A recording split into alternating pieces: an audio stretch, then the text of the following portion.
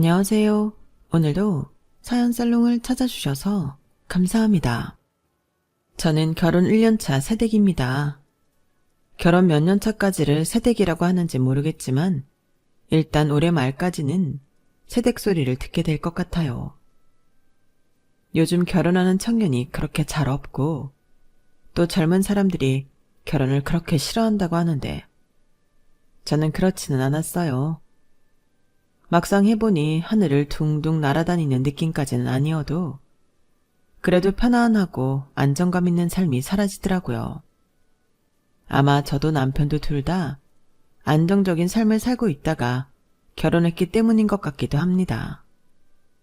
생각해보면 저는 결혼 전 혼자 살 때도 크게 불편함 없이 살았는데 결혼하고 마음이 더 여유로워진 걸 보면 남편은 잘 만났다 싶어요. 저희 남편은 젊은 한의사인데 그전엔 불같은 사랑만 해보던 저는 남편과 연애한 뒤로 이렇게 편안하고 잔잔한 사랑도 있구나 라는 걸 처음 알게 되었어요. 나이 차이도 3살밖에 나지 않는데 말이에요. 남편은 늘 차분하고 침착한 사람이었고 저도 남편을 만나면서 그런 남편의 차분한 모습을 담게 되었답니다. 남들은 제가 한의사를 만난다고 하면 우와 하지만 저는 저희 아빠가 가정의학과 의사셨기 때문에 사실 크게 감흥은 없어요. 아빠도 남편도 동네 아이들과 어르신 장사가 메인이고 수입도 평균보다 조금 더 버는 정도니까요.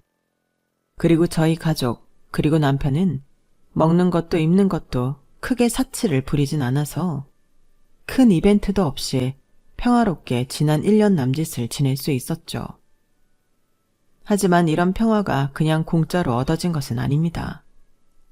놀랍게도 저는 요즘 같은 생활을 얻기까지 몇 번이나 전쟁 같은 일들을 마주해야 했고 사실 지금의 평화도 영원한이란 보장은 없어요.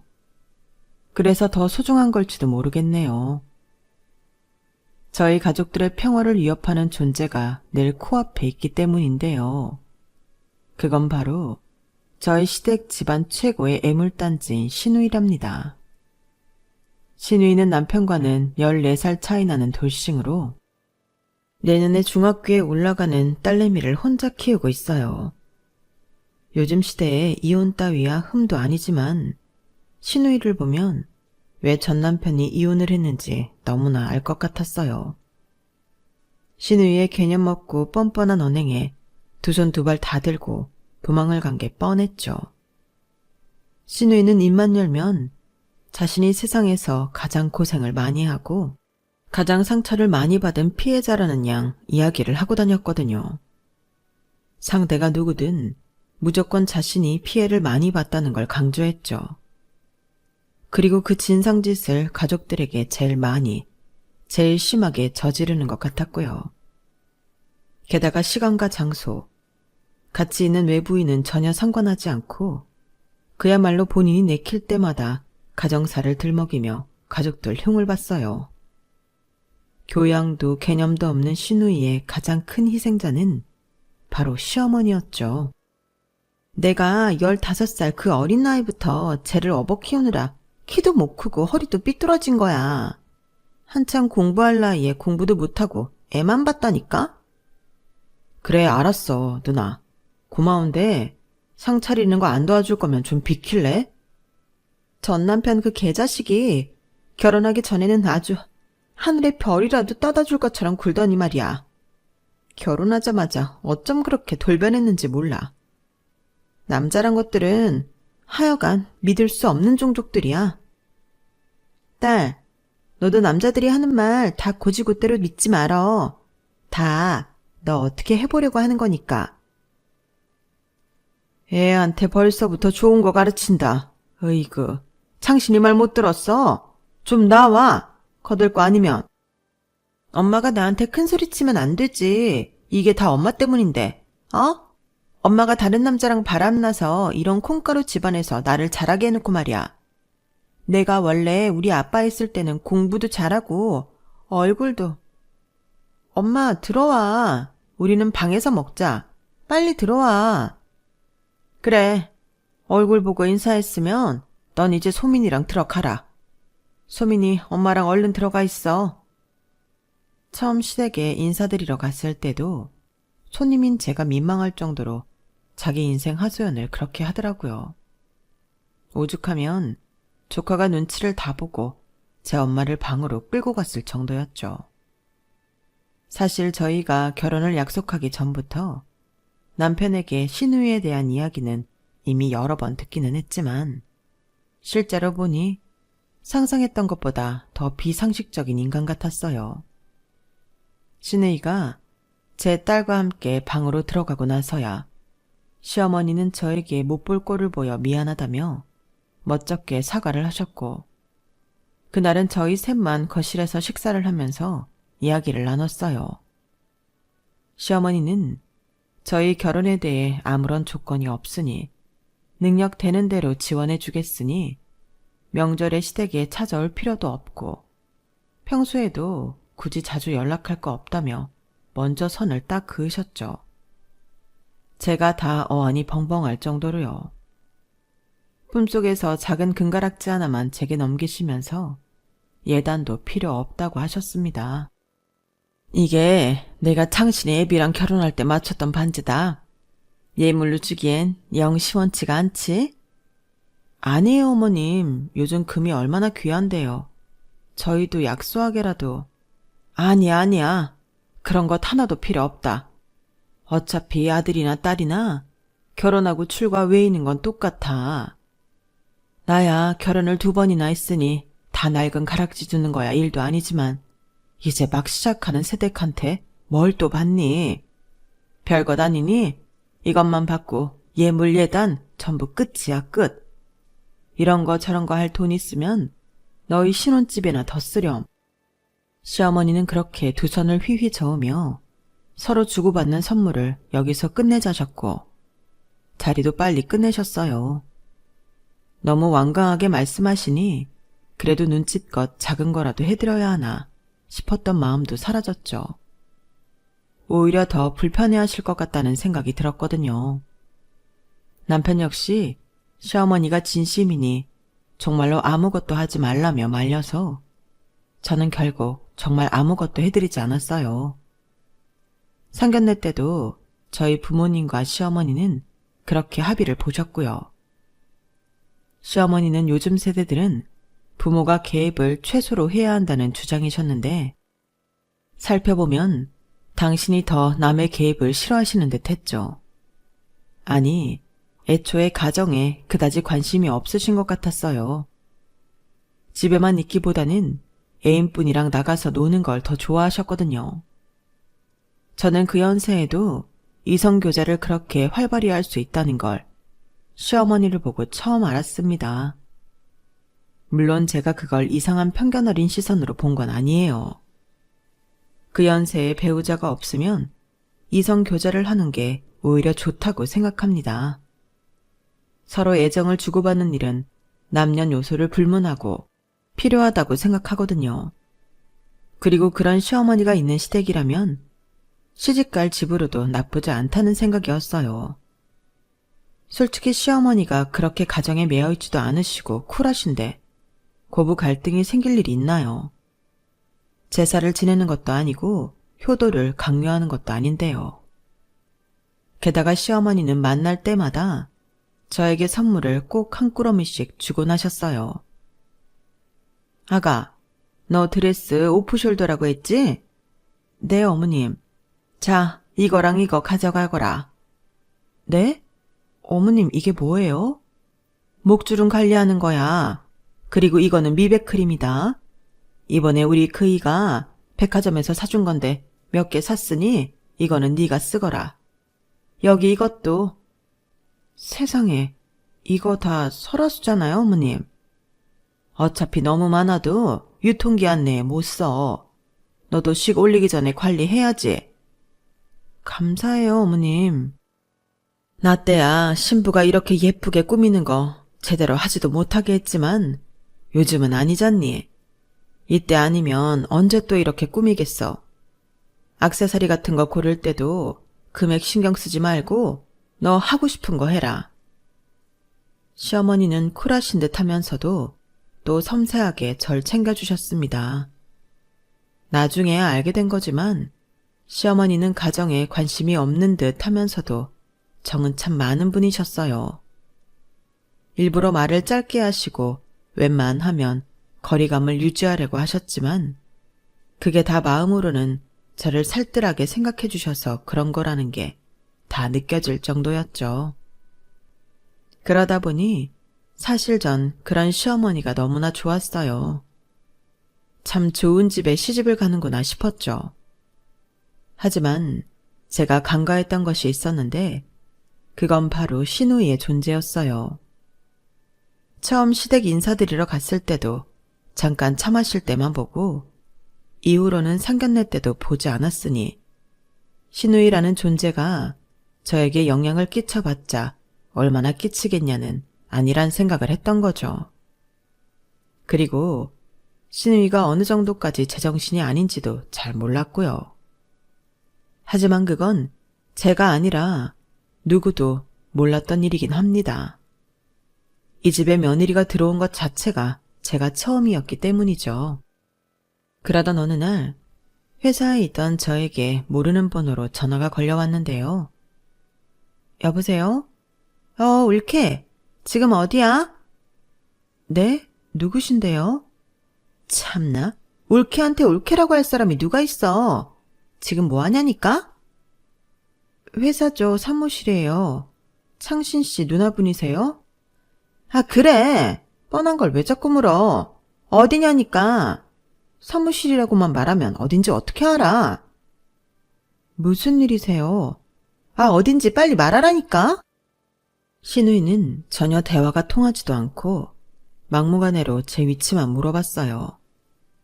저는 일부러 큰 사거리를 기준으로 제 사무실이랑 정반대에 위치한 빌딩을 이야기했고 시누이는 퇴근하고 보자며 일방적으로 전화를 끊어버렸죠. 조금 더 시간적 여유가 있었다면 저도 침착하게 생각을 해보고 남편에게 연락을 했을 텐데 마침 퇴근이 30분도 남지 않은 시점이라 굉장히 당황했어요. 어떻게 하면 위치를 잘못 알려준 걸 들키지 않을 수 있을지 그 생각만 하다가 30분이 훌쩍 가버렸고 전화는 쉴 새 없이 울려댔죠. 당장 회사 앞으로 나오라는 시누이의 닭다리였어요. 결국 저는 거짓말로 알려준 건물 뒤편으로 들어가 로비에 있는 시누이를 만나게 되었어요. 그 건물 1층에는 마침 대형 카페가 있었는데 시누이는 한치 고민 없이 저를 그 카페 안으로 데리고 가더군요. 처음엔 갑자기 맞닥뜨리게 된 상황에 정신도 없고 시누이를 단둘이서 보는 것이 처음이라 긴장도 했었는데요. 당연하다는 듯이 저한테 턱짓을 해가며 계산하라고 하거나 반말을 내뱉고 허락도 없이 남의 음료를 먼저 한 입 마시는 등 기본적인 예절이라고는 눈꼽만큼도 없는 그 여자의 태도에 긴장이 탁 풀렸어요. 그 여자는 제가 냅킨을 가져오는 걸 대놓고 위아래로 훑어보더니 첫 마디부터 아주 개념 밥 말아먹은 소리를 했습니다. 여자는 외모도 실력인데 넌 아직 유부녀도 아닌데 벌써 유부녀처럼 하고 다니면 어쩌니? 외모부터 점수가 마이너스다 마이너스. 그 말을 하는 본인이야말로 싸구려 꽃무늬 셔츠와 진분홍 바지 사이로 뱃살이 비집고 나오고 있는데 말이에요. 그 말을 시작으로 시누이는 촌스러운 시뻘건 루즈를 바른 채로 한참이나 제 외모를 평가해야 되기 시작했어요. 머릿결이 푸석하니 피부가 거무튀튀하니 눈이 짝짝이니 그냥 눈에 보이는 대로 트집을 잡는데 솔직히 본인이 훨씬 살찌고 관리가 안 돼 있으면서 그런 소리를 하는 꼴이 우습기만 했어요. 솔직히 우리 창신이가 어디 내놓으라 하는 귀한 집 딸한테도 전혀 꿀릴 것이 없는 1등 신랑감인데 말이야. 내가 개 키우고 공부시키느라 얼마나 등골 빠졌는지 몰라. 너 그거 알아야 돼. 아, 예. 근데 넌 이렇게 기본적인 치장 하나도 없이 길바닥에 다니고 말이야. 동네 부끄러운 줄 알아야지. 아, 됐다. 그래. 너 여기서 뭐하니? 네? 무슨 일 하냐고. 아, 그냥 직장인인데요. 일반 사무직이라서. 아, 답답해. 똑같은 말 여러 번 물어보게 하지 말고. 너는 네가 무슨 일 하는지도 모르니? 그러면서 의사 사모님씩이나 되려고 해? 엔터 회사 다니고요. 마케팅 쪽 일하고 있어요. 엔터? 엔터? 무슨 엔터? 그런 거면 뭐 유명한 연예인이라도 있고 뭐 그런 거 아니야? 무슨 엔터인데? 빨리 말해봐. 신우이는 그 사람들 많은 데서 야단 법석을 떨며 절 추궁했고 전 어쩔 수 없이 회사 이름을 대하했어요. 신우이는 회사 이름을 듣자마자 눈이 왕방울마랑에 커지며 어머, 어머, 어머를 연발했죠. 너무 창피해서 그대로 뛰쳐나가고 싶을 정도로 호들갑을 떨어대면서 말이에요. 우리 딸내미가 좋아하는 아이돌 있는 회사잖아. 그럼 너 맨날 그 아이돌 보겠다? 근데 그 엔터 회사는 이 건물이 아니지 않아? 아니요, 그렇진 않아요. 일반 직원이 소속 연예인을 볼 기회는 거의 없거든요. 그래서 건물도 다른 거예요. 전 여기서 일하면서 한 번도 연예인 본 적 없어요. 그치만 노력하면 볼 수는 있잖아, 직원인데. 일반인이랑 어디 갔니? 그러지 말고 우리 애가 좋아한다는 멤버 사인이라도 좀 받아와라. 아니다.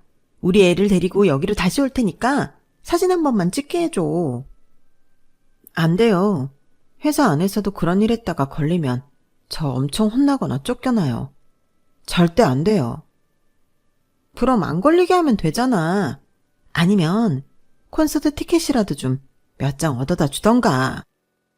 그건 횡령이잖아요. 전 그냥 직원일 뿐이라니까요. 그럼 굿즈라도 가지고 와. 너는 의사 사모님 소리 듣겠다는 애가 입만 열면 안 돼요 소리만. 지금 네 주제 파악이 안 돼? 하라면 할 것이지 왜 이렇게 삐대니 삐대기. 비상식적인 요구를 하시는데 제가 어떻게 된다고 말씀드릴 수가 있겠어요. 안 되는 걸 안 된다고 말씀드리는 것 뿐이에요. 애초에 그런 부탁을 하시는 것 자체가 실례라는 생각은 안 하세요? 뭐라고? 야, 부탁은 너랑 내가 동등한 관계여야 하는 거고 이게 진짜 좋은 말로 대해주니까 아주 네가 나랑 동급인 줄 아는구나. 창신이 걔 내가 키운 거야. 엄마가 키운 게 아니라. 내가 네 시어머니나 다름없다고. 시어머니가 말씀하셔도 안 되는 걸 어떡해요. 같은 말만 반복하시는 거면 그냥 일어날게요. 죄송하지만 제가 가족 부탁으로 범죄를 저지를 수는 없습니다. 그리고 정말로 망설임 없이 그 자리에서 일어나 버렸어요.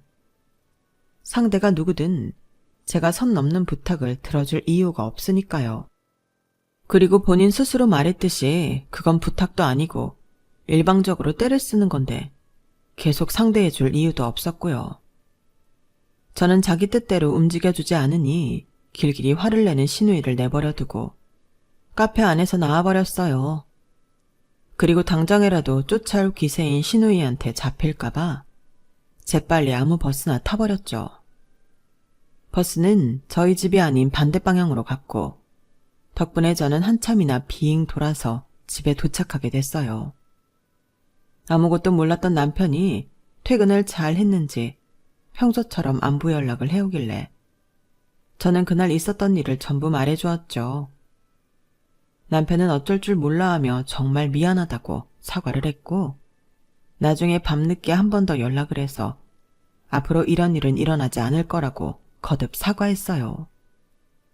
아마 그 사이 신우이한테 한 소리를 한 것 같은데 남편이 그렇게까지 사과를 하니 저는 어떻게든 해결이 됐으면 괜찮다고 하고 넘어가 주었어요.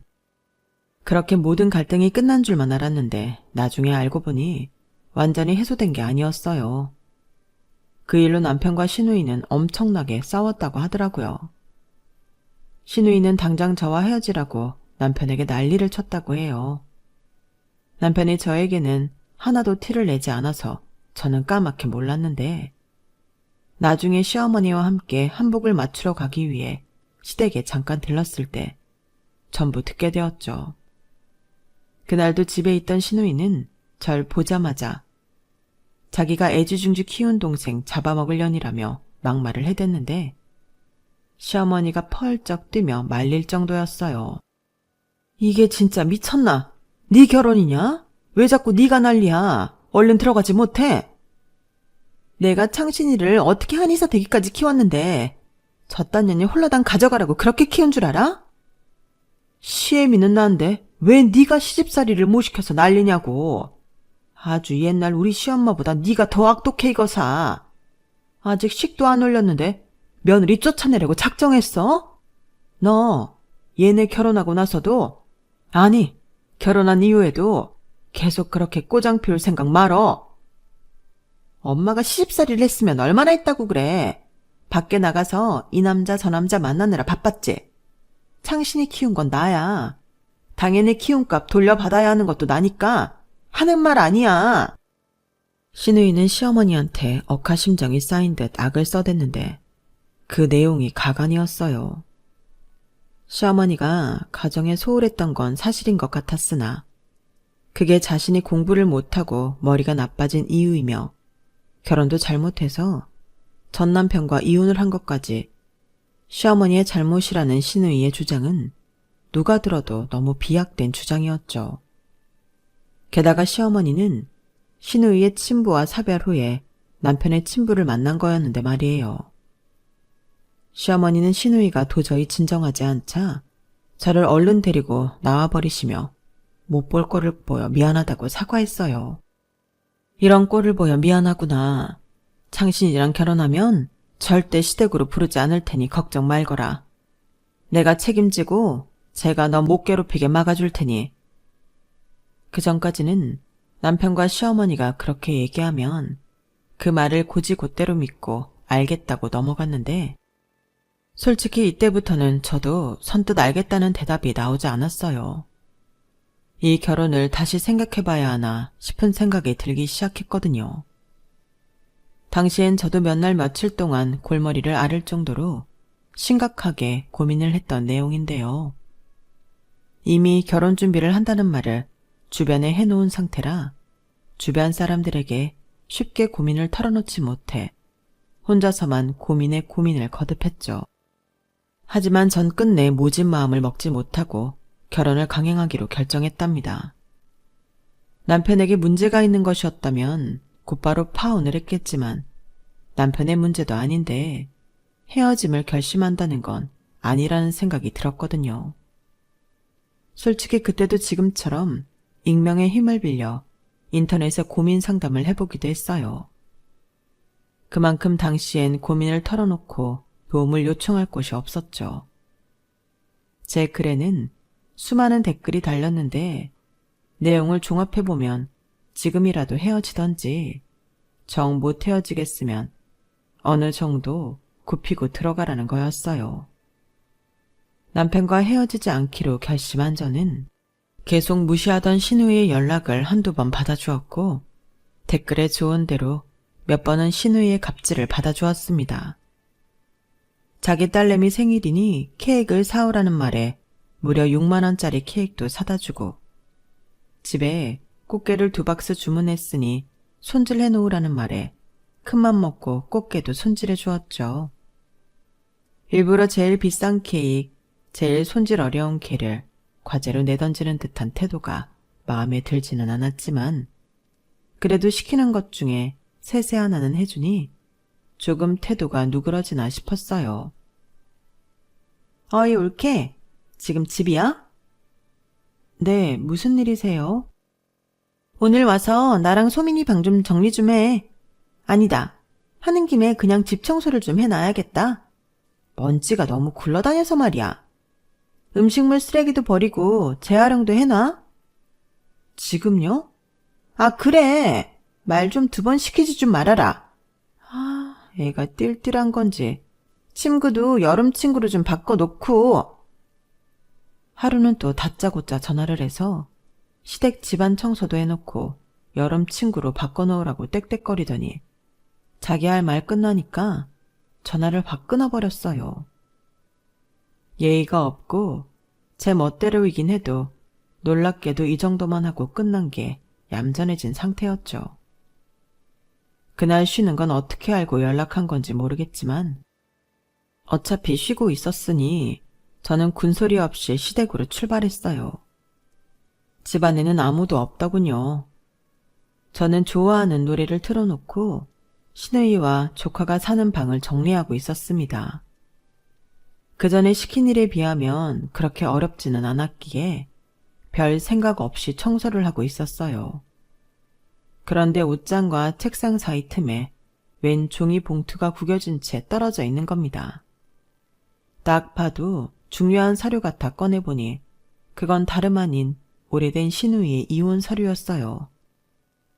내용을 살펴보니 시누이가 늘 말버릇처럼 남자 잘못 만나 이혼했다고 말한 것과는 전혀 다른 내용이 적혀 있었죠. 그건 바로 시누이의 외도 증거들과 오히려 전 남편이 외도를 문제 삼아 이혼 소장을 날린 내용이었습니다. 여지껏 자신이 피해자인 척 굴며 온갖 추태를 부렸던 시누이가 사실은 가해자였다니 저도 적잖이 놀랄 수밖에 없었네요. 하지만 그 시기는 결혼식이 코앞까지 다가왔던 때였기 때문에 저는 괜히 이 사실을 드러내서 시끄러운 일을 만들고 싶지 않았어요. 그리고 이 사실을 당장 알게 된다고 해서 다른 가족들에게 뚜렷한 이득이 될 것 같지도 않았고요. 저는 적당한 시점에 다른 가족들 놀라지 않게 알려주어야겠다 생각하고 그 서류를 책상 서랍 맨 안쪽에 얌전히 넣어놓았답니다. 그 덕분인지 큰 이슈 없이 무사히 결혼식을 마칠 수 있었죠. 시댁도 저희 친정집도 모두 경기도에 있지만 저랑 남편은 서울에 신혼집을 차렸어요. 그래도 시댁과 친정집을 차로 30분 만에 갈 수 있는 거리였고 제 직장과 남편의 병원을 가기에 교통편이 좋은 편이었거든요. 동네 자체가 교통편이 좋은 곳이다 보니 처음부터 그 지역에서 집을 구하기로 한 것이었죠. 지역을 정해놓고 집을 구하다 보니 신혼집에 들어갈 날짜와 제가 자취하던 집의 계약 종료 시기가 딱 맞아 떨어지지가 않게 되더라고요. 애매하게 시 끝나고 한 달 뒤에나 신혼집에 들어가게 되었어요. 그래서 저희 부부는 일단 급한 대로 안방만 전부 청소하고 기본적인 세팅을 끝낸 뒤 이후에 짐 정리와 인테리어는 천천히 해나가기로 했습니다.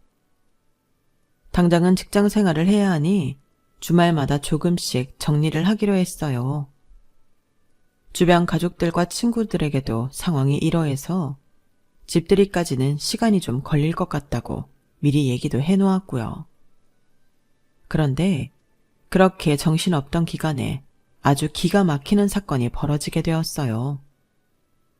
신혼집에 들어간 지 약 한 달 반 정도 지났을 무렵 어느 금요일 저녁이었죠. 남편은 퇴근 후에 테니스 동호회에서 모임이 있어서 바로 집에 오지 않았고 저만 정시에 퇴근해서 집에 들어왔는데요. 분명 아무도 없이 컴컴해야 할 집에 불이 훤하게 커져 있고 신발장에는 낯선 신발들이 있는 거예요. 순간 집을 잘못 찾아왔나 싶을 정도로 분위기 자체가 달라져 있었죠. 조심스럽게 집 안으로 들어가 보니 주방에서 시누이가 본인 딸이랑 짜장면과 짬뽕을 먹고 있더군요. 그 와중에 거실에는 제가 보는 캐리어나 백팩 등 짐 4개가 나뒹굴고 있었어요. 저는 어리 빠진 목소리로 물었죠. 이게 다 뭐예요? 여긴 대체 어떻게 들어오셨어요? 엄마가 반찬 가져가 주라고 해서 들렀지. 집 좋다야. 군만두를 집어먹던 조카는 제가 입을 열자 슬그머니 식탁에서 일어나서 현관문 쪽으로 갔어요. 그걸 보고 시누이는 밥 먹다 말고 어딜 가냐며 온 집안이 쩌렁쩌렁 울릴 정도로 소리를 지르고는 다시 우적우적 짬뽕을 먹었죠. 반찬은 반찬이고 그럼 이 짐들은 다 뭐예요? 전 아무 연락을 받은 게 없는데 남의 집에서 지금 이게 뭐 하시는 거냐고요. 남의 집이라니 창신이 집이 왜 남의 집이야? 얘기했잖아. 반찬 가져다 주러 온 거라고. 그래서 창신이도 비번을 알려준 거고. 근데 너희는 왜 맨날 이런 중요한 얘기는 나만 쏙 빼놓고 하니? 이런 좋은 동네로 이사를 했으면 나한테 진작 말을 했어야 할 거 아냐. 반찬 가져다 주신 건 감사해요. 식사 끝나셨으면 이제 돌아가세요. 너희 저기 작은 방 하나는 비는 것 같더라? 저희 비는 방 없는데요. 그리고 그건 저희가 알아서 할 테니까. 뭘 안 비어. 내가 다 봤는데. 우리 딸내미 지내기 딱 좋은 방이 있더구만. 저 작은 방 우리 소민이 좀 줘. 너무 당당하고 뻔뻔하게 말을 하니 전 순간 기가 차서 할 말이 없어졌어요. 목구멍이 턱 막히더군요. 제가 말이 없으니 신우이는 더 당당하게 개소리를 줄줄 늘어놓았죠. 여기가 학군이 좋잖아. 우리 딸이 갈 만한 명문대도 많지만 쟤도 창신이처럼 명문대 가고 성공하려면 미리 이런 지역에서 사는 게 맞아. 너 신혼집 잘 구했어. 그건 칭찬해. 애 등교하려면 적어도 7시에는 아침 먹여야 하니까 시간 맞춰서 밥상 차리고, 응? 한 12첩? 그 정도는 해야 애가 영양소 골고루 먹고 내가 잘 돌아갈 거 아니야. 용돈은 달에 200만 줘. 쟤랑 나랑 합쳐서 200이니까 이것도 나쁘진 않지? 어차피 난 여기 자주 오는 것도 아니니까. 대신 우리 딸 영어가 좀 약하거든? 니네가 잘 알아보고 괜찮은 학원 하나만 좀 보내줘. 전학 소속 최대한 빨리 받긴 할 건데 그냥 다음 주부터 들어온다고 생각해. 애 적응하려면 주말마다 미리 보내는 게 나을 것 같으니까. 그때 깨달은 건 제가 결혼 전에 몇 번 져준 게 신우이를 잠재운 게 아니라 오히려 더 기고만장하게 만들어버렸다는 거였어요. 제 실수였고 지금이라도 바로 잡아야겠다는 생각이 들었죠. 하지만 새 식탁에 퍼질러 앉아서 이미 저희 신혼집을 제 집인 양 편안하게 생각하는 신우이를 보니 화가 머리끝까지 나면서도 적당히 말해서는 물러나지 않을 것 같은 불안한 마음도 들었어요. 그래서 저도 모르게 말이 세게 나가게 되었죠. 지금 그게 다 무슨 소리예요? 저희가 왜 소민이를 키워요? 그리고 그런 부탁을 하실 거면 200은 아가씨가 저희한테 주셔야죠. 얘 봐라. 야, 그럼 내가 딸내미 여태 키우고 네 남편도 키우고 그리고 너한테 용돈까지 줘야 한다는 거야? 당연히 너희도 너희 몫을 분담해야 할 거 아냐. 그게 왜 우리 몫이냐고요. 저희도 집 정리하고 생활 안정화되면 아예 계획 세울 거예요. 아가씨야말로 억지 부리지 말고 책임감 있게 부모 노릇부터 하세요. 이게 어디서 버르장머리 없이. 야, 네가 뭔데 부모 노릇 운운하면서 나를 가르치려 들어. 니네 부모가 너 그따위로 가르쳤어? 새파랗게 어린 게 아주 어른 말에 따박따박 말대꾸나 하고 시끄럽고 하라면 해. 저희 부모님을 언급하며 욕을 하는 신우이에게 저도 그 순간부터는 뇌의 필터를 거치지 않고 말을 했습니다. 개소리하지 말고 당장 짐 챙기고 소민이 챙기고 나가세요. 먹은 거 치우시고요. 30분 안에 나가세요. 안 그러면 진짜 평생 가족들한테 찍소리도 못 내고 살게 하는 수가 있어요. 뭐? 야, 너 지금 뭐라고 했어? 뭐 개소리? 개소리? 그게 지금 신우이한테 할 소리야? 말씀드렸어요. 30분이라고요. 진짜 그 안에 안 나가시면 각오하세요. 30분이고 나발이고 너 진짜 안 되겠구나. 버르장머리를 고쳐놔야. 신우이는 입에 있던 짬뽕을 잔뜩 튀기면서 저한테 달려들었어요. 제 머리채를 잡으려고 한 것 같았죠. 그런데 제가 신우이보다 키가 6cm 정도가 크다 보니 제가 더 빠르게 신우이의 머리채를 잡을 수 있었어요. 저는 반사적으로 신우이의 머리채를 한번 확 잡아당겼다가 왼쪽으로 내팽겨 쳐버렸습니다. 신우이는 아무 힘도 쓰지 못하고 그대로 발라당 자빠졌죠. 아무리 그래도 무력을 쓰려고 했다니. 그 순간 저는 어마어마하게 화가 났어요. 그래서 신우이 말대로 30분이고 나발이고 그 자리에서 남편에게도 시어머니께도 연락해서 집으로 와달라고 했어요. 지금 시누이가 신혼집에 들어와서 난동을 피우고 있다고. 제가 정말 참다 도저히 안 되겠어서 한 말씀 드릴 내용이 있다고요. 남편과 시어머니는 제 연락을 받고 너무 놀라서 곧바로 집으로 왔어요. 그때까지 시누이는 제가 본인을 때렸다고 거실 바닥에서 소리를 지르고 울고 난리를 피우고 있었답니다. 집안에 들어오자마자 그걸 본 시어머니는 두 눈을 질끈 감아버릴 정도였죠.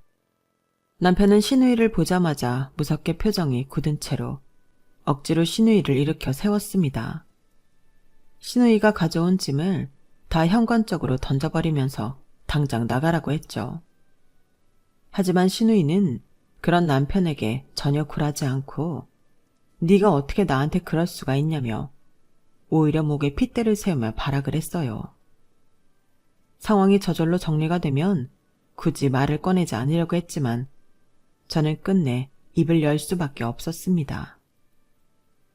가족이 다 모였으니 제가 말씀드릴게요. 아가씨가 이혼당한 진짜 이유를요. 이혼을 당했다니? 그게 무슨 말이니? 그때까지도 악으시던 시누이는 제 말에 갑자기 난동 피우던 걸 뚝 멈추고 놀란 표정으로 절 돌아보았습니다. 저는 그런 시누이를 똑바로 쳐다보면서 말했죠. 아가씨가 외도 때문에 이혼당하신 거요.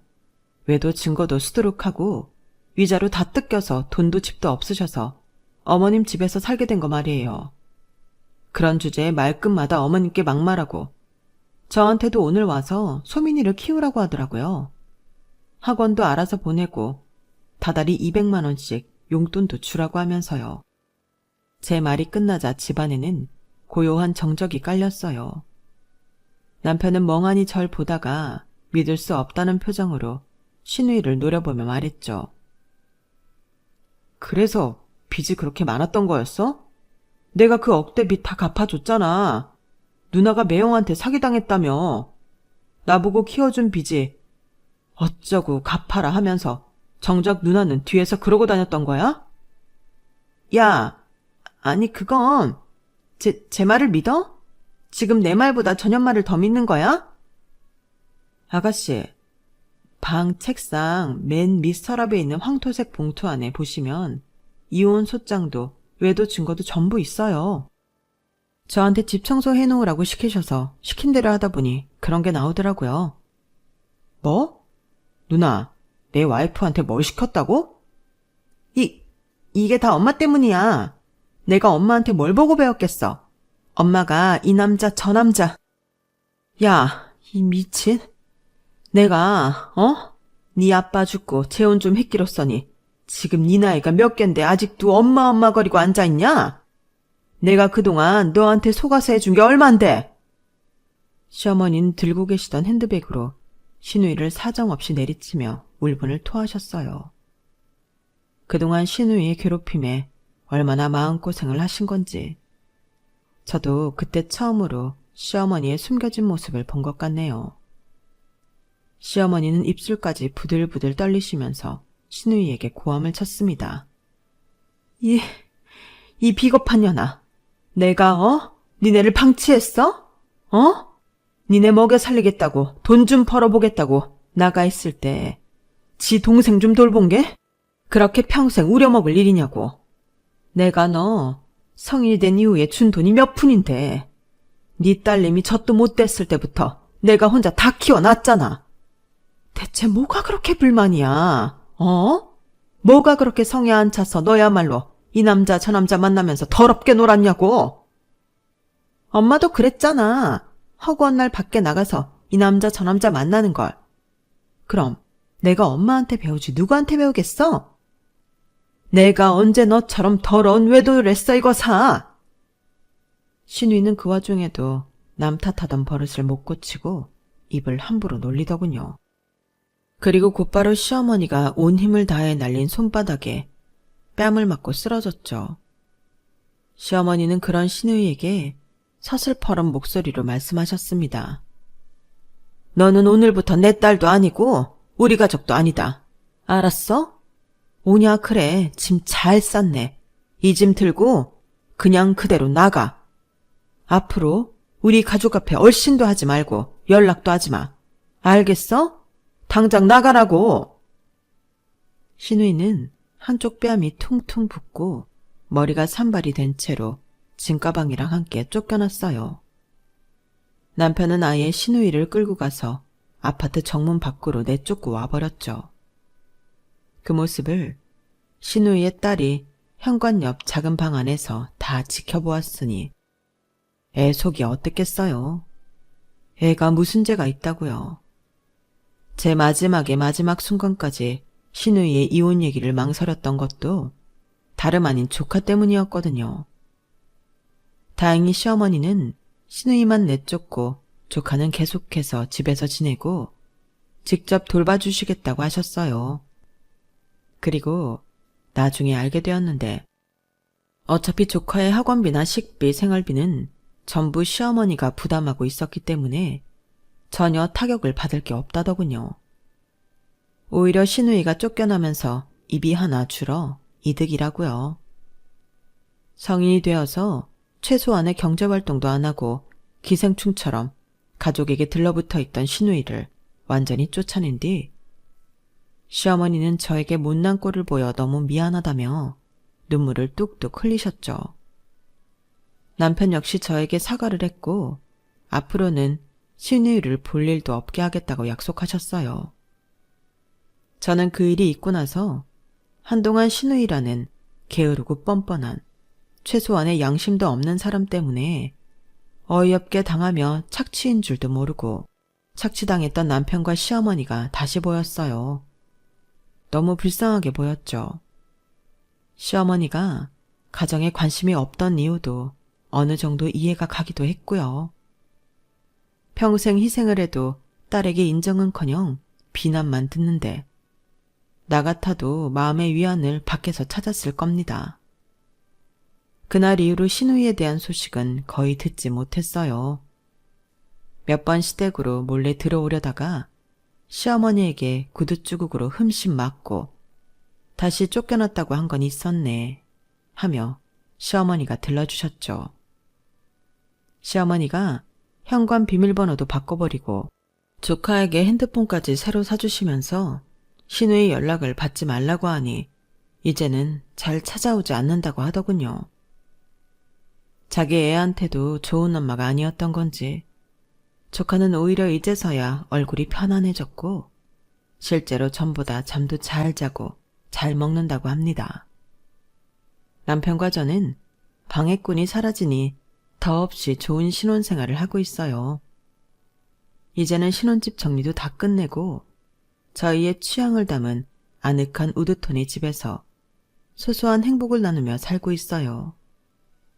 그제서야 진정한 결혼 생활을 즐기게 되니까 전에 없던 마음의 안정을 갖게 되어 얼마나 편한지 모릅니다.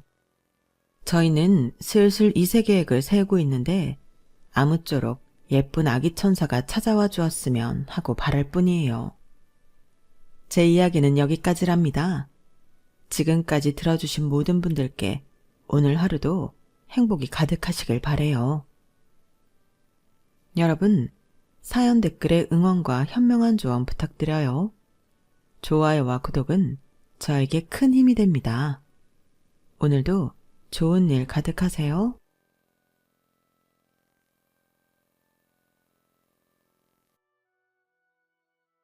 안녕하세요. 오늘도 사연 살롱을 찾아주셔서 감사합니다. 저는 결혼한 지 올해로 딱 20년 차가 된 40대 여성입니다.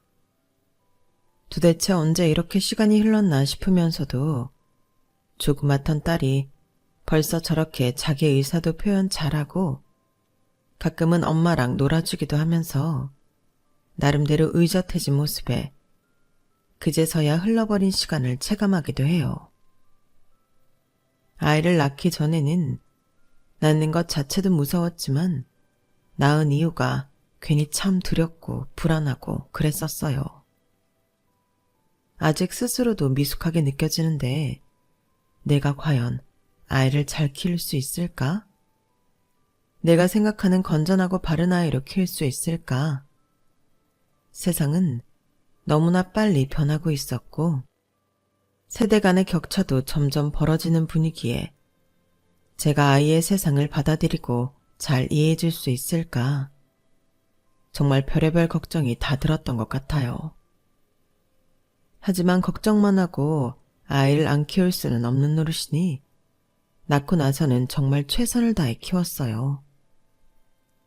제가 두 오빠들 밑에 막내로 커서 집안의 경제적인 지원을 상대적으로 못 받고 자랐던 터라 제 아이에게는 그런 서름을 느끼지 않을 수 있도록 일도 육아도 열심히 했죠. 최소한 돈 때문에 하고 싶은 걸 못했다는 말은 안 했으면 좋겠다는 생각이었거든요. 그러려면 남편이 벌어오는 돈만으로는 부족하겠다 싶어서 육아휴직 딱 2년 쓰고 바로 회사에 복직을 했어요. 당시 사회적 분위기로는 육아휴직 쓰고 온 여자들은 책상이 없어져 있어도 이상할 게 없었던 터라 휴직 후 돌아온 저의 입지는 안 봐도 뻔했어요. 그나마 책상이라도 안 치운 걸 감사히 여기며 언제든 아이 때문에 일을 때려치울 사람 취급받으며 부당한 대우를 받아도 몇 년이고 승진 후보 순위에서도 밀려도 그러려니 하면서 묵묵히 일했죠. 하지만 그렇게 일자리를 유지하기 위해서는 당연히 주변의 도움이 필요했어요. 제가 복직하는데 많은 찬성과 반대가 있었지만 누구보다 저를 지지해 주셨던 건 친정 엄마셨어요. 그래서 아이가 3살이 되고 어린이집에 보내게 되면서 제가 일하는 시간 동안 친정 엄마께서 아이를 봐주시게 됐죠. 그렇게 아이가 초등학교 들어가기 전까지 5년가량은 친정엄마의 도움을 받아 나름대로 편하게 육아를 했던 것 같아요. 물론 퇴근하고 돌아오면 다시 제 몫을 해야 하긴 했지만 적어도 회사에 있는 시간 동안은 마음 편하게 일에만 집중할 수 있었으니까요. 그런데 어느 날 엄마께서 갑작스럽게 허리 디스크가 터지셔서 수술을 받게 되시고 나서부터는 친정 엄마께 아이를 맡기기가 힘든 상황이 됐어요. 아우, 괜찮다니까 얘는 애 안는 것만 조심하면 될 것 같은데 이제 안아줘야 하는 나이도 아니고. 아니에요 엄마, 몸 조심해야 하는데 어떻게 애를 맡겨요. 여기까지 키워주신 것만 해도 감사한데 제가 방법을 생각해 볼게요. 다른 엄마들에게 물어보니 초등학생 아이는 이런저런 학원에 보내서 혼자 있을 시간을 줄인다고 하더군요. 저도 그 방법을 생각해보지 않은 건 아니었지만 그래도 아이가 이제 막 유치원을 졸업했다 보니 워낙 애처럼 느껴져서 여러 가지로 걱정은 되더라고요. 여보, 이제 엄마 건강도 걱정되고 해서 더 이상 수민이 못 맡길 것 같은데 우리 수민이 이제 어떡하지? 우리 부모님한테 물어볼까? 그래도 돼? 전에 한번 여쭤봤다가 거절당했었잖아.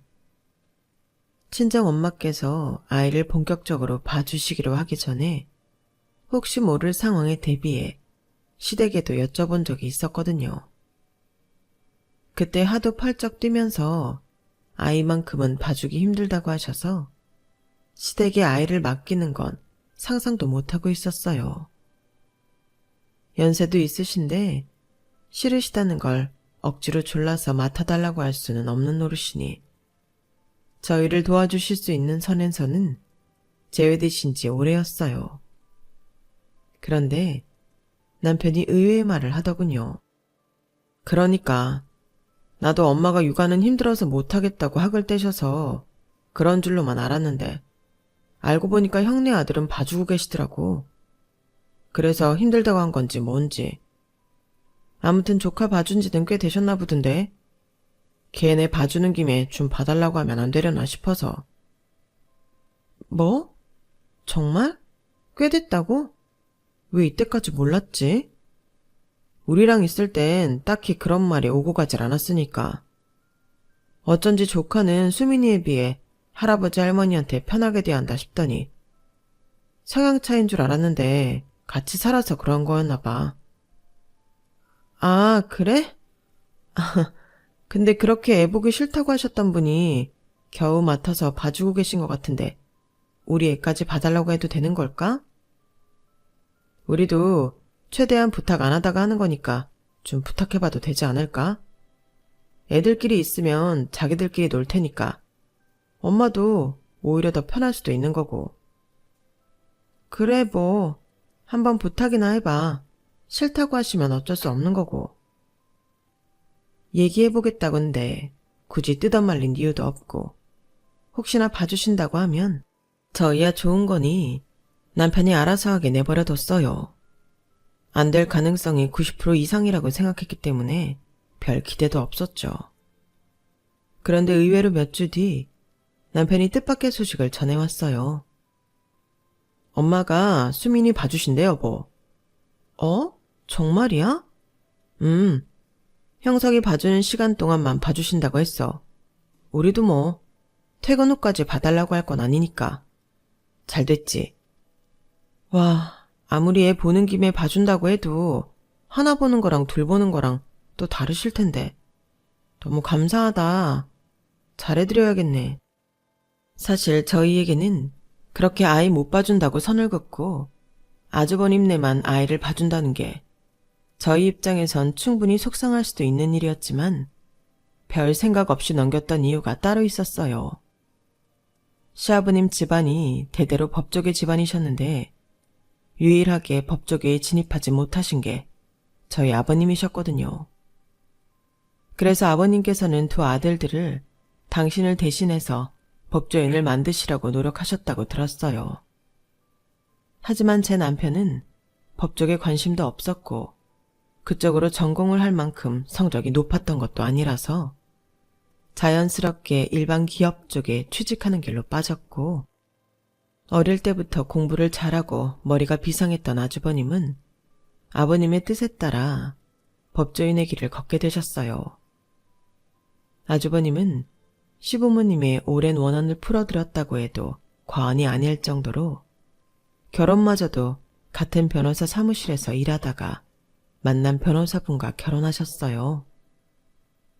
그래서인지 남편에게도 아주버님을 통해 몇 번 변호사들과 선을 보도록 권유를 하셨지만 남편은 결혼도 원하는 사람과 자연스럽게 만나서 하고 싶은 마음에 선자리를 거부했고 지금의 저를 만나 결혼을 하게 되었죠. 근데 당신 진짜 후회 안 해? 그때 변호사 여자 만나서 결혼했으면 지금보다 더 풍족했을 거 아냐. 무슨 그런 소리래. 그랬으면 지금 당신을 못 만났을 텐데. 그 사람도 괜찮았을 수도 있지. 에이, 시작부터 조건만 보고 만나는 사이인데 서로 괜찮을 리가 있나. 나도 평생을 부모님 뜻 거스르고 살아서 좀 죄송스럽긴 한데 그래도 형이 나 대신 부모님 뜻대로 살고 있잖아. 자식이 둘이나 있는데 한 자식이라도 뜻대로 살고 있으면 된 거지. 이런 얘기하면 형한테 참 미안하지만 난 어릴 때부터 형이 참 안 됐다고 생각했거든. 부모님 뜻대로 살아서 사회적으로 성공도 하고 좋은 집안 자제에 같은 변호사 부인도 얻었다지만 항상 형을 보면 뭔가 행복해 보이지가 않았어. 형도 나한테는 늘 하고 싶은 걸 하라고 했었고. 정말? 아주버님이? 지금은 워낙 무뚝뚝 하신 데다가 집안에서 워낙 총애를 받고 계셔서 남편에게 그런 조언을 했을 거라곤 상상도 못했어요. 하지만 남편의 말을 듣고 보니 아주버님도 이렇게 학벌과 완벽을 강요하는 집안 분위기에 숨통이 막히는 부분도 있겠구나 싶더라고요. 어쨌든 그런 분위기 탓에 시부모님의 요구 조건을 충실히 이행하며 살아온 아주버님네 애는 봐줘도 우리 애는 못 봐주신다고 하는 게 전혀 이해가 안 가는 건 아니었어요. 처음엔 저도 남편이 이런 차별을 받고 자란 게 속상하고 안타까웠지만 사람이라는 게 적응의 동물이잖아요. 저도 모르게 이 집안 분위기에 융화되어서 시부모님이 저희 집보다는 아주버님 쪽 집안을 더 챙겨주고 예뻐라 하는 것에 면역이 생기더라고요. 저야 어차피 친부모님은 아니다 보니 그러려니 하면 그만이었고, 남편이 안쓰러울 땐 그만큼 제가 더 챙겨주고 잘해주면서 나름대로 지혜롭게 시댁살이를 헤쳐나간 것 같아요. 그런데 갑자기 어머님께서 저희 애까지 봐주신다고 하니 그게 그렇게 감사할 수가 없었죠. 하지만 의외로 관문이 하나 더 남아있었어요. 여보, 전화 왔는데? 아, 나 지금 전화 받기가 좀 힘들어서. 누군데? 형수님한테 전화가 왔는데? 형님? 먼저 받아볼래? 알겠어. 평소에는 연락을 잘 안 주고받는 사이라 갑자기 전화가 왔다기에 무슨 일이 생겼나 걱정이 들더라고요. 집안일을 하고 있던 중이라 남편에게 받아보라고 했는데 물소리 너머로 남편의 언성이 약간 높아지는 듯한 느낌이 들더라고요. 여보, 왜 그래? 무슨 일이야? 일이 끝나고 겨우 달려가 전화를 바꿔 받으려고 했을 때는 이미 늦었어요. 남편이 이제 막 전화가 끊겨진 후더라고요. 남편은 누가 봐도 화가 많이 난 듯한 얼굴로 씩씩거렸어요. 왜 그러냐니까. 아니, 형수님이 황당한 소리를 하시잖아. 황당한 소리? 다음 주부터 수민이 맡기기로 엄마랑 이야기 마쳤는데 어떻게 그걸 알게 되셨나 봐. 그런데 자긴 형석이랑 수민이 같이 돌보는 거 반대래. 우리 보고 알아서 시터를 구하던지 하지 왜 애들을 같이 맡기려고 하냐잖아. 아니, 형님은 형석이 어머님한테 맡기면서 우리 보고는 왜 시터를 구하래. 그렇게 돈 잘 버는 분들도 시터 안 쓰는 건 다 이유가 있으신 거면서. 형님네가 왜 아이를 어머님께 맡겼는지 물어본 적은 없지만 부모 마음이야 다 뻔하잖아요. 남의 손에 맡기느니 할머니, 할아버지 손에 맡기는 게 아이가 학대의 위험도 없고 애정 결핍을 앓을 부담도 없이 키우는 길이었으니까요. 그러니까 안 그래도 물어봤지. 근데 참. 이유가 화가 나서 나도 좀 흥분했지 뭐야. 뭔데? 형석이 머리 좋고 공부도 잘하는데 우리 애랑 같이 지내면 머리가 나빠질 거래라 뭘 하나. 우리 수민이가 맨날 놀이터에서 놀고 성적도 그저 그렇다고 옆에 두기가 싫대. 그동안 본인들이 형석이 공부하는 습관 들여놓고 잘 키우려고 노력했던 것들이 수민이 옆에 가면 다 사라질 거라면서. 솔직히 그것도 좀 좋게 말씀하셨으면 모르겠어. 공부 잘하는 애들 엄마들은 공부 못하면 같이 놀지 말라고 그러기도 하니까. 어떻게든 이해할 수도 있었을 것 같은데 말을 너무 심하게 하잖아. 머리 나쁜 것도 옆에 있으면 없는다나?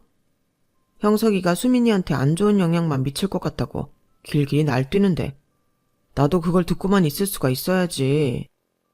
뭐? 정말 그렇게 말하셨어? 아니, 우리 수민이가 공부는 그렇게까지 잘하지 못할 망정 무슨 안 좋은 영향을 미친다고 그래. 내 말이 그 말이야. 그러니까 화가 나지. 그래서 수민이가 아직 어려서 공부를 왜 해야 하는지도 모르고 동기부여가 안 돼서 그렇지 같이 지내서 나쁜 애로 키우진 않았다고 했더니 비웃잖아. 뭐라고? 그전까지는 사실 형님과 이렇게 크게 부딪힐 일은 없었어요. 아무래도 형님도 변호사고 하다 보니 그나마 만날 수 있는 명절에도 바쁘셨고 집안에서도 워낙 귀한 며느리 대접을 해주다 보니 형님께서 이렇게 불만을 표출하실 일은 없었거든요. 그래서 이렇게 본인 의사를 강하게 드러내는 것도 처음 있는 일이었어요. 그런데 그게 하필 저희 자식을 까내리면서까지 자기 자식과 함께 붙여놓지 말라는 요구이니 저와 남편은 황당해서 눈이 돌 수밖에 없었어요. 어떡하지? 어머님께 말씀을 드려야 하나? 말씀을 드리긴 뭘 드려. 우린 딱히 불만도 없는데. 불만 있음 형수님이 얘기하라 해. 참나. 그동안 우리를 대체 어떻게 생각한 거야? 어이가 없네 정말. 그러게 사람 진짜 그렇게 안 봤는데. 뭐 우리한텐 말도 안 되는 짓 했어도 설마 시부모님한테는 그런 소리 못하겠지. 당신 말대로 가만히 있는 게 낫겠다. 괜히 말 얹었다가 집안 시끄러워지는 것보다는. 어머님께 따로 이 일에 대해 말씀을 드려볼까 고민도 했었지만 그냥 넘어가기로 했어요. 아무리 어머님 아버님이 형님과 아주버님을 예뻐하고 시조카까지 예뻐한다고 해도 이런 일에는 화가 나실 거라고 생각을 했고 괜히 집안에 분란 일으키기도 싫었거든요. 수민아, 내일부터는 엄마 아빠 퇴근할 때까지 친할머니네서 잠깐 지낼 거야. 그런데 거기 형석이도 있을 거거든? 와, 정말? 형석이 좋아. 형석이 착해. 그래? 형석이 좋아? 다행이네. 형석이는 원래 나한테 잘해줘. 생각보다 딸의 반응이 좋아서 놀랐어요. 형석이는 늘 명절에도 공부를 한다고 제 딸과는 잘 못 놀았거든요. 그래도 어떻게 나름대로 애들끼리 친분이 있었는지 딸이 좋아하는 모습을 보니 내심 안심은 되더라고요. 그래. 근데 수민아, 이건 엄마가 정말 혹시나 해서 말하는 건데 만약에 같이 지내는데 형석이가 수민이한테 막 나쁘게 하거나 괴롭히면 엄마 아빠한테 꼭 말해줘야 해. 엄마 아빠가 바로 도와줄 테니까.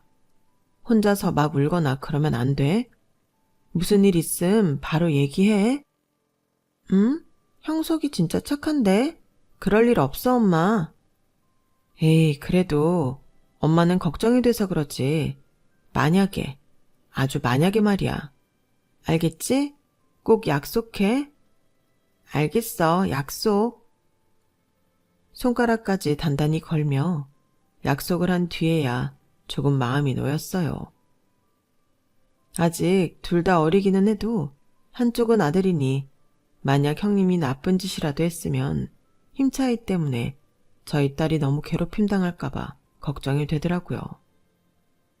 그래도 애들끼리 사이도 좋다고 하고 설마란 생각도 들어서 무슨 일이 생기기 전까지는 함부로 형님이나 형석이를 의심하지 않기로 했어요.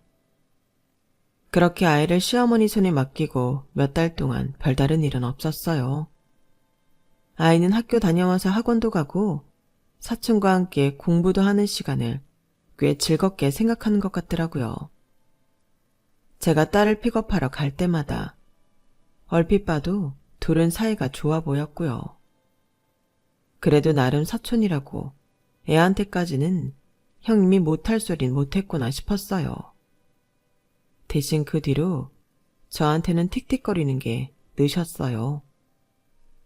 원래는 있는 듯 없는 듯 제가 보이지 않는 벽을 두시던 분이었는데 아이들이 시어머니 손에 같이 크는 게 불만이 꽤 크셨는지 그 화풀이를 저한테 하더라고요. 차마 남편에게는 못하겠는지 틈만 나면 은근슬쩍 저를 무시하지 못해 안달난 사람처럼 구셨어요. 처음 몇 번은 저도 울컥 화가 치솟았지만 왜 저러시는지 이유를 알아서인지 금방 쉽게 무시하게 되더군요. 하지만 그 수위가 본격적으로 높아지기 시작한 건 추석날 오랜만에 시댁 식구들이 모여 식사하는 자리 이후부터였어요. 식사를 하는 내내 어머님이 갖고 온 고기 반찬이나 온갖 비싼 반찬들을 다 집어다 형석이 앞으로만 놔주시더라고요.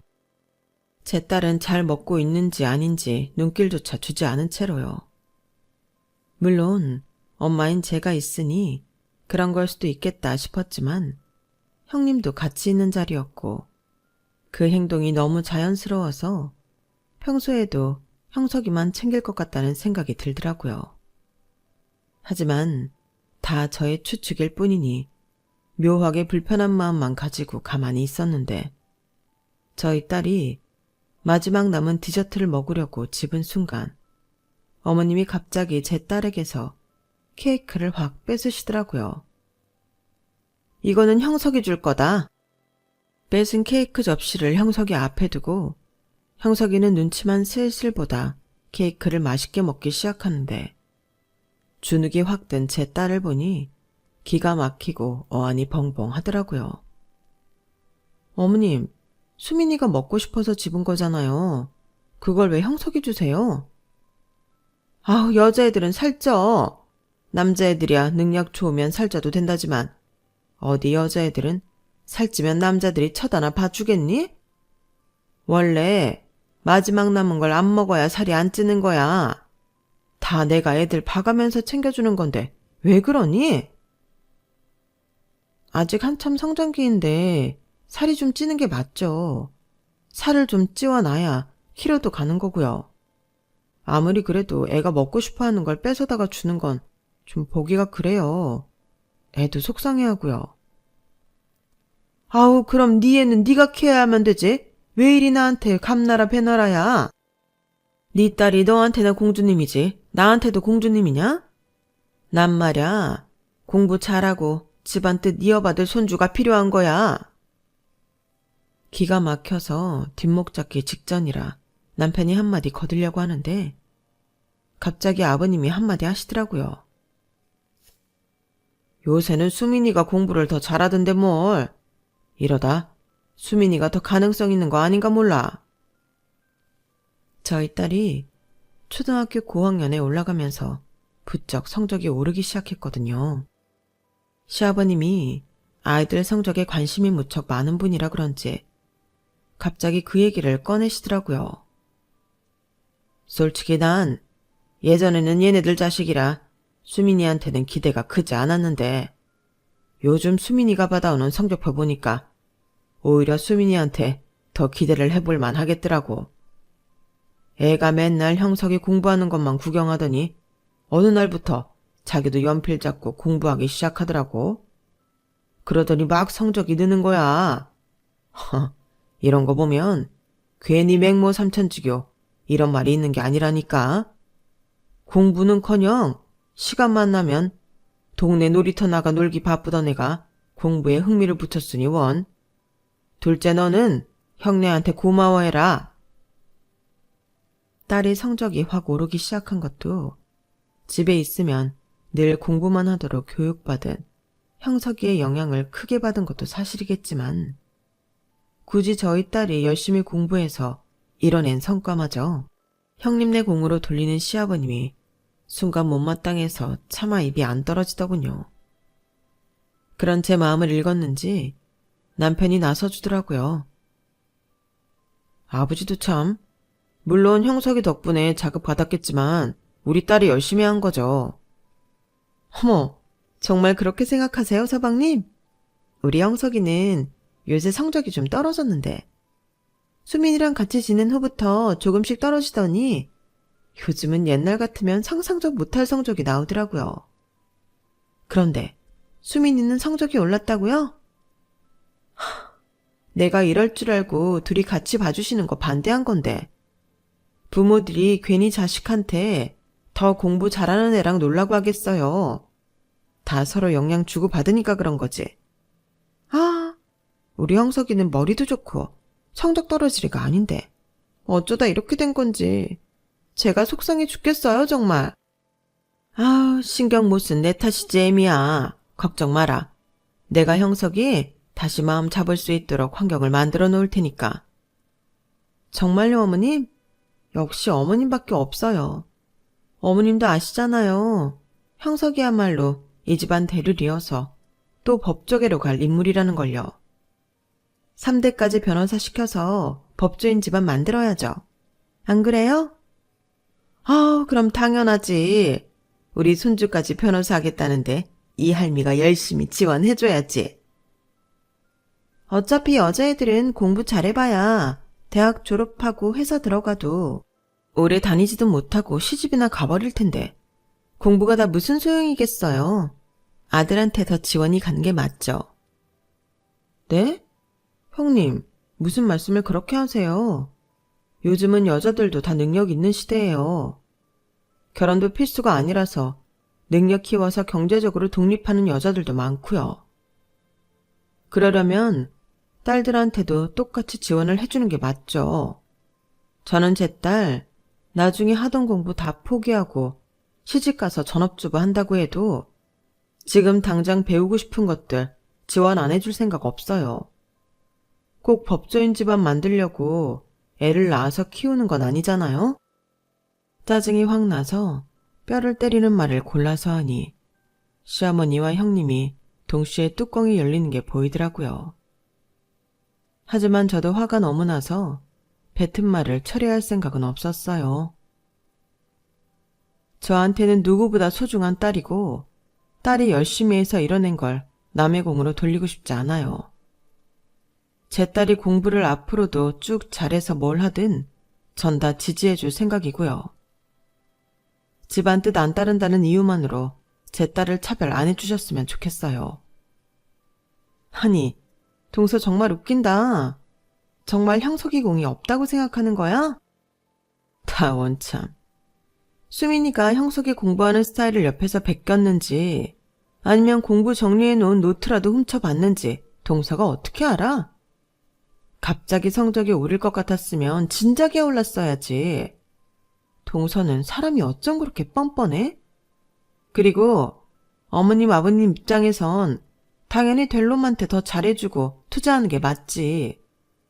어차피 동선의 딸내미는 공부 잘해봤자 변호사 시킬 생각도 없는데 무슨 일을 하게 될 줄 알고 투자를 해. 나중에 천박한 일 하고 싶다고 하면 뭐 그것도 시켜주게? 부모가 됐으면 자식이 고상한 직업 가질 수 있게 이끌어줘야지. 무조건 자유롭게 키운다고 다 좋은 게 아니야. 그 와중에도 어머니는 식사를 마친 형석이에게 온갖 영양제를 하나하나 닦아서 입에 넣어주더라고요. 제 딸이 아무렇지도 않게 그런 모습들을 당연하게 생각하고 살았을 거 생각하니 참 가슴이 미어졌어요. 아이도 좀 크고 있으니 이제 더 이상 시댁에 맡길 이유도 없고 당분간 학원을 좀 더 보내는 한이 있더라도 아이의 집에 데리고 와야겠다는 생각이 들더라고요. 그래서 그날 이후로 아이를 시댁에 맡기는 건 그만뒀고 그걸 제가 시비 거는 걸로 생각을 했는지 형님의 심통은 날이 갈수록 심해졌죠. 시부모님은 그래도 제 딸을 예뻐하긴 하셨었는지 그날 일은 미안했다며 전화도 따로주시고 해서 마음이 서서히 풀렸어요. 같이 산 정이 있다고 묘하게 차별은 받았어도 아이도 할머니 할아버지가 보고 싶다고 하니 만남까지 막을 이유는 없었죠. 대신 명절에는 형님과 저희가 마주치는 일은 최대한 피하려고 노력을 했어요. 형님은 그것마저도 마음에 안 들었는지 어떻게든 저희에게 일정을 안 알리고 시댁에 방문해서 우연히 마주치는 일을 기어이 만들어 내시더라고요. 제대로 찍혔나 보다 싶을 정도로요. 야, 니네 형님이 변호사라더니 집에 한 구석 있네. 진짜 뭐 이렇게까지 하냐? 아무리 봐도 니네 딸이 자기 아들보다 공부 잘하니까 그거에 눌린 것 같아. 너랑 니네 남편 은근 무시했었는데 아들이 그걸 못 이기니까. 아무래도 그렇지. 근데 그런다고 누가 그렇게까지 해. 하여튼 성격 진짜 이상해. 변호사들 바쁘지 않나? 예전엔 바쁘다고 코빼기도 안 내비쳐서 보기도 힘들었는데 요즘은 왜 이렇게 한가한가 몰라. 나만 보면 못 갈궈서 안달난 사람 같다니까? 하여간 심보 한번 고약하네. 아, 근데 너네 형님 땡땡 로펌 소속이라고 하지 않았어? 나 요즘 그쪽에 변호사 상담받으러 자주 가거든. 상담받으러 갈 때 마주칠 수도 있잖아. 그래? 근데 사무실에 없는 날이 더 많대서 못 볼 수도 있어. 사진이나 좀 보여줘봐. 어떻게 생겼냐? 사진? 아, 여기. 친구가 사업을 하는 애라 여기저기 휘말린 소송건이 몇 건 있어. 변호사 상담을 받고 있는데 그게 마침 저희 형님네 로펌이라고 하더군요. 이야기 나온 김에 얼굴이나 보자길래 예전에 같이 가족 모임 때 찍은 사진이 있어서 보여줬는데 갑자기 친구 눈이 휘둥그레지더라고요. 나 이 사람 아는데? 이 사람이 변호사라고? 왜? 본 적 있어? 본 적이 있는 정도가 아니라 이 사람은 나 정말 자주 봐. 근데 내가 알기론 변호사가 아니라 송무팀 직원으로 알고 있는데? 변호사들 업무 처리해주는 사람들 말이야. 그게 무슨 소리야? 그럴 리가 없는데? 확실한 거야? 확실하다니까. 나 처음 사무실 갔을 때 길에 깔려서 안내해준 분이 이분이고 갈 때마다 몇 번씩 마주쳐서 되게 친근감 있는 분인데? 그러니까 얼굴도 정확히 알지. 아니 세상에, 송무팀이면 변호사랑은 완전히 다른 거잖아. 당연하지, 하는 일 자체가 다른데. 아니 설마 니네 형님 이때까지 송무팀 직원이었으면서 그 로펌 변호사라고 시댁에 거짓말 친 거야? 그러게. 아주버님도 그 로펌 소속인데 둘이 일하다가 만났다고는 들었거든. 그래서 아무 의심도 없었는데 이거 아주버님도 완전히 한턱속이었네. 그 로펌 직원인 건 사실이니까 속이기도 더 쉬웠겠네. 그래도 어떻게 변호사라고 속이냐? 그렇게 너한테 자기는 변호사라고 고고한 척 잘난 척 다 해놓고 사실은 아니었던 거잖아. 내 말이 맨날 자기는 어머님 아버님 뜻에 맞게 결혼하고 아들까지 법조인 만들겠다고 별 유난을 다 떨었었는데 진짜 어이가 없네. 한 번만 더 내 속 뒤집어 봐라. 진짜 나 끝장이야. 친구에게 부탁을 해서 형님이 쓰시는 데스크 사진과 송무팀 사무실에 앉아 계시는 형님의 사진을 어렵게 확보했어요.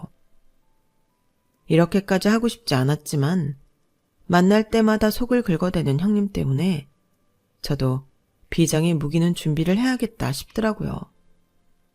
그래도 이걸 밝혀버리면 온 집안이 발칵 뒤집히는 건 감수해야 했기에 최대한 형님이 제 속을 안 긁었으면 싶은 마음도 들었어요. 하지만 결국 선을 넘는 사람은 선을 넘고야 말더군요. 시간이 좀 흘러 아이들이 고등학교에 진학할 나이가 되고 제 딸은 외고에 뜻이 있어 외고로 진학을 했지만 무슨 오기인지 같은 곳으로 진학을 꿈꾸던 시조카는 외고에 떨어져 일반고에 진학을 하게 됐어요. 아무리 그래도 시조카는 계속 좋은 성적을 유지하는 걸로 전해 들었어서 당연히 붙을 줄 알았는데 일반고를 갔다고 하니 의외더군요. 그렇게만 생각하고 가볍게 넘겼는데 저희 애는 외고를 붙었다는 소식을 듣고 심술이 났는지 그날도 형님이 시비를 굉장히 많이 거시더라고요. 아니 우리 수민이는 진짜 형석이한테 고마워서 어떡하니? 형석이 아니었음 지금도 그냥 팽팽 놀면서 동네나 쏘다녔을 텐데. 사람 팔자가 어떻게 바뀌어도 이렇게 바뀌냐고. 내가 진짜 억울해서 살겠어? 내가 그래서 반대했잖아. 둘이 같이 크게 하는 거 아니라고. 어릴 때부터 누누이 말했는데. 난 진짜 이럴 줄 알았다니까. 형님, 그만 좀 하세요. 도대체 그게 언제적 얘기예요? 애들 중학교도 가기 전 얘기예요. 형석이가 크면서 성적 관리 못해서 외고 떨어진 걸 왜 저희 딸을 탓하세요? 그때 이후로는 같이 지낸 적도 없고 공부한 적도 없는데. 그때 수민이가 형석이 노하우는 쏙 빼먹고 형석이 정신 상태는 다 흐트려 놨으니까 그렇지. 애가 그 중요한 시기에 옆에 쟤만 없었어도 외고 따위는 가고도 남지. 아 속상해. 물려받은 머리는 우리 애가 월등히 좋은데 결과가 이게 뭐야? 참 지겹지도 않은지 늘 똑같은 레파토리를 반복하니 이제는 그 고리를 완전히 끊어줘야겠다는 생각이 들었어요. 결혼부터 지금까지 거짓말로 자신의 직업을 위장해놓고는 뻔뻔하게 머리 좋은 척 똑똑한 척 하면서 저와 제 남편, 제 딸을 근거 없이 무시하는 건 이제 듣기도 싫고 그만하게 만들어야겠더라고요. 물려받은 머리가 아주버님 머리가 아니라 형님 머리인가 보죠 뭐. 뭐? 지금 동서 뭐라 그랬어? 아주버님 머리가 아니라 형님 머리? 우리 머리가 뭐 그렇게 차이가 난다고 그딴 소리래? 차이가 많이 나죠, 형님. 정말 몰라서 물으세요? 우리가 무슨 차이가 뭐 어떻게 나는데? 이 사람이나 나나 똑같은 변호사야. 이름도 모를 작은 기업 다니는 동서랑은 차원이 다른 사람들이라고, 우린.